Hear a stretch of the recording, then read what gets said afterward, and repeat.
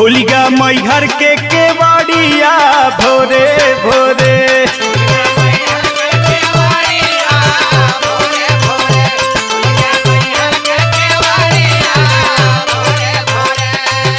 सूर सती मोर मतवा तो से दोनों जोड़ी हथवा सथवा छोड़ी जिन महतारिया भोरे भोरे।